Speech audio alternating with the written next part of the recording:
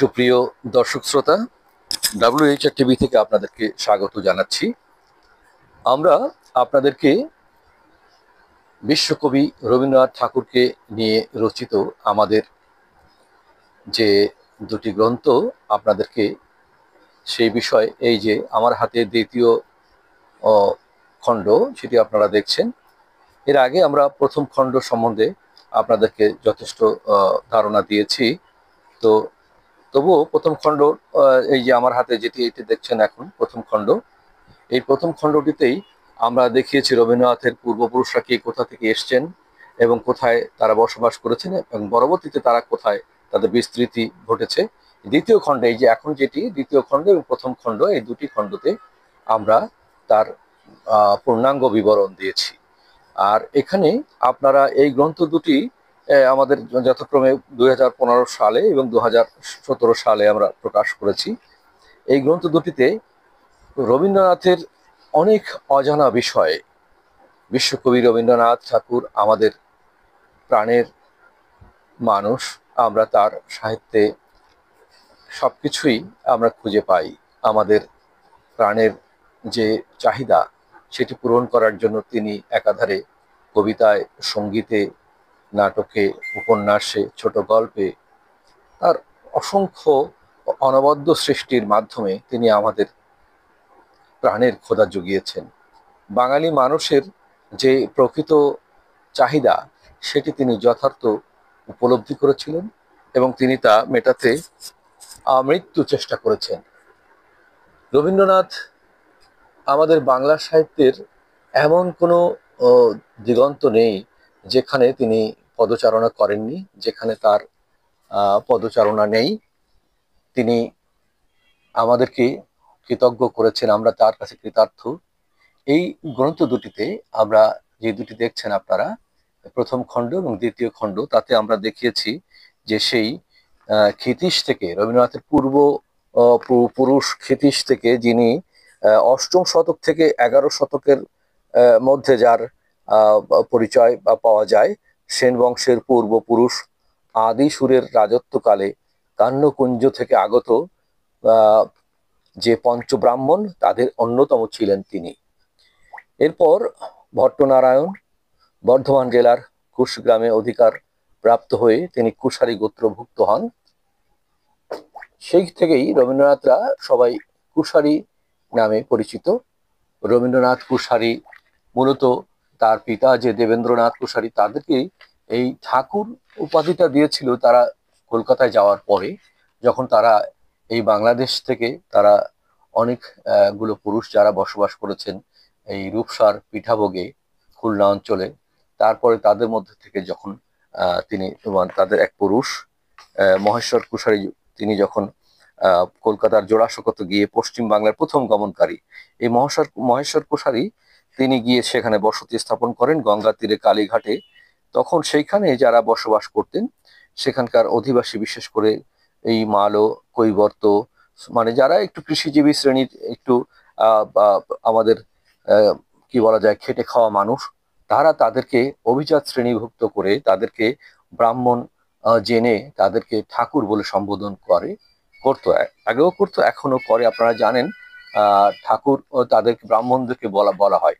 তো সেই থেকেই মূলত তারা ওই কুশারী উপাধিটা তাদের ঘুচে গেল, সেটা কুশারী থেকে তারা ব্রাহ্মণ বলে তখন পরিচিতি লাভ করতে থাকলেন। এবং সেই থেকেই রবীন্দ্রনাথ ঠাকুরকে আমরা সারা পৃথিবীতে, রবীন্দ্রনাথ ঠাকুর, তার যে পিতা দেবেন্দ্রনাথ ঠাকুর, তারপরে তাদের যে পরবর্তী পুরুষ, উত্তর পুরুষ যারা, তারা সবাই এই নামেই পরিচিতি লাভ করেন, ঠাকুর পরিবার। এই ঠাকুর পরিবারের অনেক কাহিনী আমরা এখানে আনার চেষ্টা করেছি।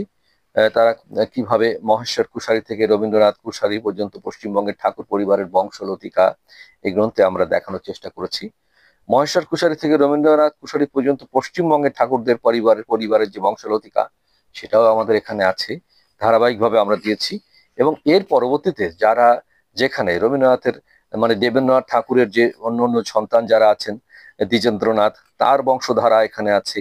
দ্বিজেন্দ্রনাথের যারা বংশধারার মধ্যে অন্য যারা আছেন, দীপেন্দ্রনাথ, তার বংশধারা এখানে আছে। কে কোথায় ছিলেন, কে কোথায় আছেন। তারপরে আমরা এখানে দ্বিজেন্দ্রনাথ ঠাকুরের আরো যে বংশধর, তাদেরও অনেক বংশধারা আমরা ধারাবাহিকভাবে এখানে নিয়ে আসছি।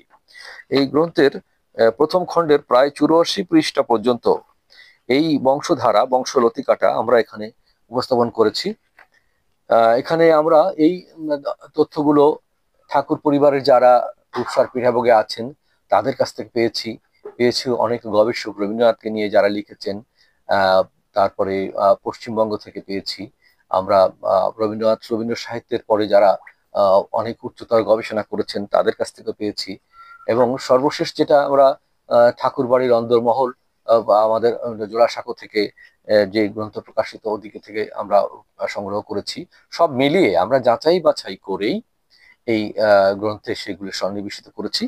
এরপরে আমরা যে চ্যাপ্টারটা আপনাদেরকে দেখাতে চাই সেটি হচ্ছে আমাদের এই গ্রন্থের মধ্যে আমরা রবীন্দ্রনাথ ঠাকুর পরিবারের একাংশের পিরালি ব্রাহ্মণ হওয়ার যে নেপথ্য ঘটনা, এটা কিন্তু অনেকে জানেই না যে তারা পিরালি ব্রাহ্মণ কিভাবে হলেন। তারা তো ঠাকুর কুশারী ছিলেন।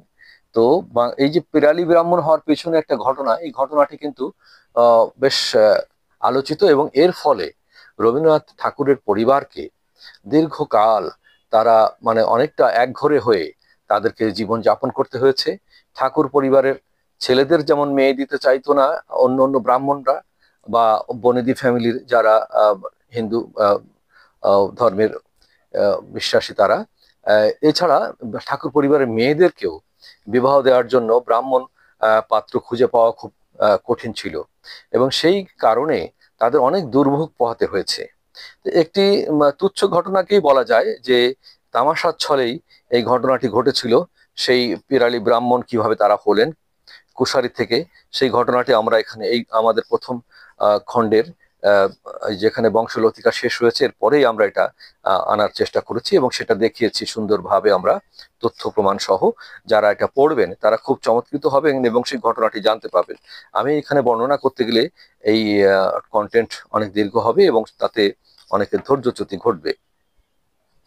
এরপরে আমরা আপনাদেরকে এই প্রথম খণ্ডের তৃতীয় অধ্যায় আপনাদেরকে জানাতে চাই। এখানে রবির চন্দ্র গ্রহণ, রবি ঠাকুরের বিয়ের ঘটনাটি। রবীন্দ্রনাথ যে বিবাহ করলেন সেই বিবাহের ঘটনাটি আমরা এখানে উল্লেখ করেছি এই অধ্যায়ে। সেখানে রবীন্দ্রনাথ খুলনায় এই যে দক্ষিণ দিঘিতে এসেছিলেন বেণীমাধব রায়চৌধুরীর যে তখন বালিকা কন্যাকে দেখতে প্রথম রবীন্দ্রনাথ খুলনায় আসলেন, তখন বৌদি এবং তার মানে দাদা বৌদিদের সাথে, এবং সেইখানে এসে রবীন্দ্রনাথ তার কন্যাকে দেখে ভালোই লাগলো এবং তিনি তাদের সাথে মত দিলেন যে হ্যাঁ, আমার কোনো দ্বিমত নেই। তো এরপরে অন্য অন্য আনুষঙ্গিক যে ঘটনাগুলি আছে তা আমরা এখানে এই অধ্যায়ে ব্যক্ত করার চেষ্টা করেছি। তারপরে আছে রবি ঠাকুরের সাহিত্যকর্ম, রবীন্দ্রনাথের যে বিশাল সাহিত্যকর্ম সেটা আমরা এখানে তুলে ধরেছি। সেটাই আমাদের প্রথম খণ্ডেও আছে, দ্বিতীয় খণ্ডেও আছে।